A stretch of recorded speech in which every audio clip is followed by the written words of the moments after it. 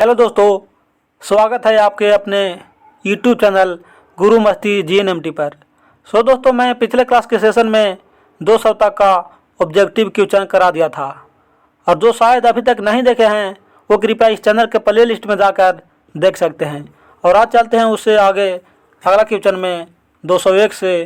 तो आपका 201 का क्वेश्चन है कि भ्रूणपोष की उत्पत्ति किससे होती है। तो ऑप्शन ए में है पराग नलिका से, ऑप्शन बी में है लघु बीजाणु से, ऑप्शन सी में है लघु बीजाणुधानी से एंड ऑप्शन डी में है गुरु बीजाणु से। तो इसका राइट आंसर हो जाएगा ऑप्शन डी अर्थात गुरु बीजाणु से। चलते हैं अगला क्वेश्चन में। आपका अगला क्वेश्चन है वायु परागित पुष्प सामान्यतः कैसे होते हैं। तो ऑप्शन ए में है आकर्षक, बी में है बड़े, सी है रंगहीन और डी है डंबलाकार। तो इसका राइट आंसर हो जाएगा ऑप्शन सी अर्थात रंगहीन। ये शायद रिपीटेशन क्वेश्चन है, ऐसा कोई दिक्कत नहीं है, रिपीट है तो और ठीक है, याद ही हो जाएगा। चलते हैं अगला में। अगला के शुक्राणु के मध्य भाग में क्या रहता है। तो ऑप्शन ए में हो गया एक्सिनियम, बी में हो गया राइबोसोम, सी में हो गया केंद्रक और डी में हो गया इनमें से कोई नहीं। तो इसका राइट आंसर हो जाएगा ऑप्शन सी अर्थात केंद्रक, मतलब शुक्राणु के मध्य भाग में केंद्रक रहता है। अब चलते हैं अगला क्वेश्चन में। आपका अगला क्वेश्चन है कि भारत में परिवार नियोजन कार्यक्रम कब आरंभ हुआ था। तो ऑप्शन ए में है 1951 में, बी है 1960 में, सी है 1970 में और डी है 1980 में। तो इसका राइट आंसर हो जाएगा ऑप्शन ए अर्थात 1951 में, मतलब भारत में परिवार नियोजन कार्यक्रम 1951 में आरंभ किया गया था। चलते हैं अगला क्वेश्चन में। आपका अगला क्वेश्चन है कि वर्णांधता में रोगी पहचान नहीं कर पाता है, मतलब कौन सा कलर को पहचान नहीं कर पाता है। तो ऑप्शन ए में दिया हुआ लाल तथा पीला रंग का, ऑप्शन बी में दिया हुआ लाल तथा हरा रंग का, सी में दिया हुआ लाल तथा नीला रंग का और ऑप्शन डी में दिया हुआ किसी भी रंग की नहीं। तो वर्णांधता में रोगी किसी भी रंग का पहचान नहीं कर पाता है अर्थात ऑप्शन डी सही है। चलते हैं अगला क्वेश्चन में। आपका अगला क्वेश्चन बोल रहा है कि AMPR जीन किसमें प्रतिरोधक क्षमता विकसित करने हेतु उत्तरदायी है। तो ऑप्शन ए में हो गया रोगाणुओं में, ऑप्शन बी में हो गया कीटों में, ऑप्शन सी में है जीवाणुओं में एंड ऑप्शन डी में है इनमें से कोई नहीं। तो इसका राइट आंसर हो जाएगा ऑप्शन डी अर्थात इनमें से कोई नहीं। तो इसका राइट आंसर क्या होगा, इसका राइट आंसर होगा प्रतिजैविक। समझें। तो चलते हैं अगला क्वेश्चन में। आपका अगला क्वेश्चन है कि स्तनधारी के शुक्राणु के मध्य भाग में क्या पाया जाता है। तो ऑप्शन ए में दिया हुआ केंद्रक, बी में है रसधानी, सी में है माइटोकॉन्ड्रिया, ऑप्शन डी में है सेंट्रियोल। तो इसका राइट आंसर हो जाएगा ऑप्शन सी अर्थात माइटोकॉन्ड्रिया, मतलब उस पिछल का क्या बोला था कि शुक्राणु के मध्य भाग में क्या पाया जाता है, तो केंद्रक। और इसमें बोला कि स्तनधारी के शुक्राणु के मध्य भाग में, मतलब स्तनधारी के, तो इसमें क्या हो गया माइटोकॉन्ड्रिया। चलते हैं अगला क्वेश्चन में। आपका अगला क्वेश्चन है बढ़ता त्वचा कैंसर एवं उत्परिवर्तन दर की अधिकता किसके कारण है। तो ऑप्शन ए में दिया हुआ अम्ल वर्षा से, ऑप्शन बी में दिया हुआ ओजोन परत में कमी, सी में दिया है CO प्रदूषण एंड डी में दिया है CO2 प्रदूषण। तो इसका राइट आंसर हो जाएगा ऑप्शन बी अर्थात ओजोन परत में कमी त्वचा कैंसर के कारण। चलते हैं अगला क्वेश्चन। आपका अगला क्वेश्चन है कि सहलगानता समूह की संख्या उस कोशिका के लिए क्या होगी जिसमें 2n=14 है। तो समझ ही रहे हैं। ऑप्शन ए में दिया है 5, 10 में दिया, बी में दिया हुआ 10, सी में दिया हुआ 7 और डी में दिया हुआ 14। तो इसका राइट आंसर आप लोग समझ ही रहे होंगे, हमारी जल्दी। इसका राइट आंसर होगा ऑप्शन सी अर्थात 7। चलते हैं अगला क्वेश्चन में। आपका अगला क्वेश्चन है जिबरेलिन क्या है।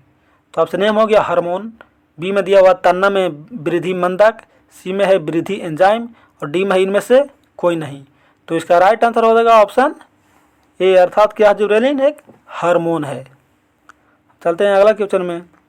आपका अगला क्वेश्चन है कि एंटोमोफिली नामक परागण किसके द्वारा होता है।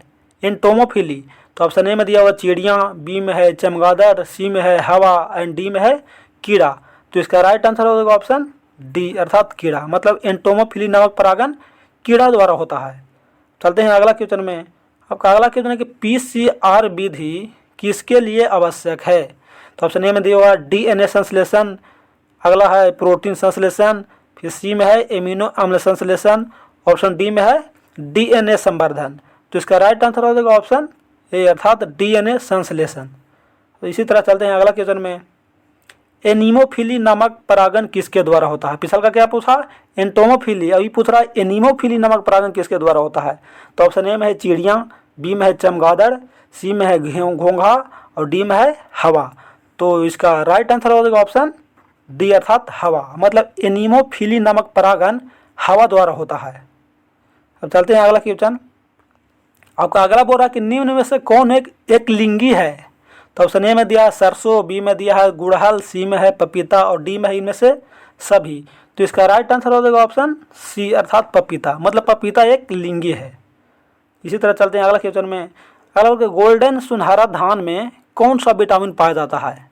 तो ऑप्शन ए में दिया हुआ विटामिन B12, बी में दिया हुआ विटामिन ए और विटामिन सी में दिया हुआ विटामिन सी और विटामिन डी में दिया हुआ विटामिन डी। तो इसका राइट आंसर हो जाएगा ऑप्शन बी अर्थात विटामिन ए। गोल्डन सुनहरा धान में विटामिन ए पाया जाता है। अब चलते हैं इसी तरह अगला क्वेश्चन में। आपका अगला क्वेश्चन बोल के विश्व पर्यावरण दिवस। ये तो ईजी है, आप लोग ही कमेंट के माध्यम से इसे बता सकते हैं, इसे हम छोड़ रहे हैं। अब चलते हैं अगला क्वेश्चन में। अगला क्वेश्चन है नए प्रजातियों के निर्माण का मुख्य कारक कौन है?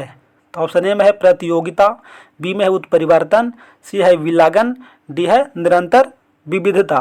तो इसका राइट आंसर होगा ऑप्शन डी अर्थात निरंतर विविधता। मतलब नए प्रजातियों के निर्माण का मुख्य कारक है निरंतर विविधता। इसी तरह चलते हैं अगला क्वेश्चन में। अगला बोल रहा है कि भूमि की उर्वरा शक्ति को परिपोषित करने वाला जीव समूह कौन है? तो ऑप्शन ए में दिया हुआ है माइक्रोवेव्स, बी में है जैविक खाद, सी में है ईस्ट और डी में दिया हुआ है जैविक कीटाणुनाशक। तो इसका राइट आंसर हो जाएगा ऑप्शन बी अर्थात जैविक खाद। मतलब भूमि की उर्वरा शक्ति को परिशोषित करने वाला जीव जैविक खाद है समूह, मतलब उसका। चलते हैं अगला में। अगला बोला कि दलहनी पौधों के जड़ में कौन जीवाणु पाया जाता है?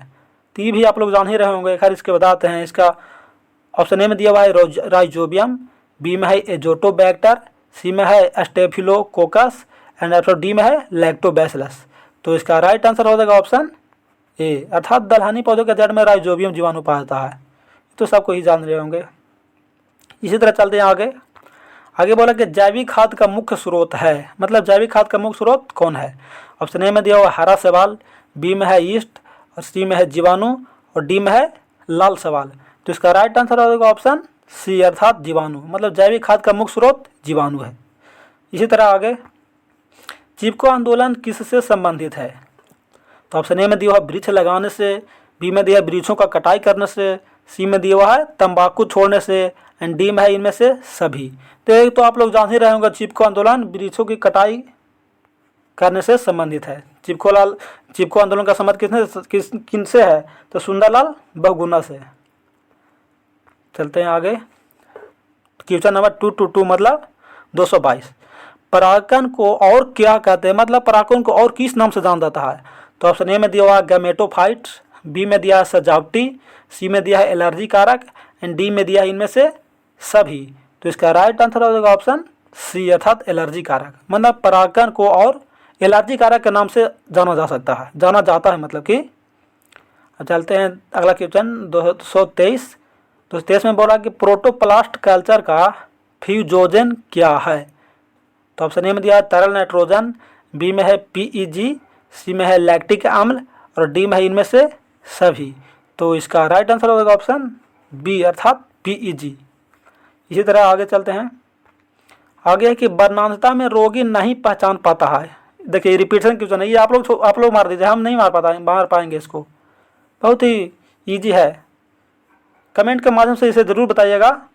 अब चलते हैं आगे। आगे है कि एकिडना क्या है? तो एकिडना ऑप्शन ए में दिया है योजक कड़ी, बी में है अवशेषी अंग, सी में है विलुप्त कड़ी एंड ऑप्शन डी में है इनमें से कोई नहीं। तो इसका राइट आंसर होगा ऑप्शन ए अर्थात योजक कड़ी। समझ गए?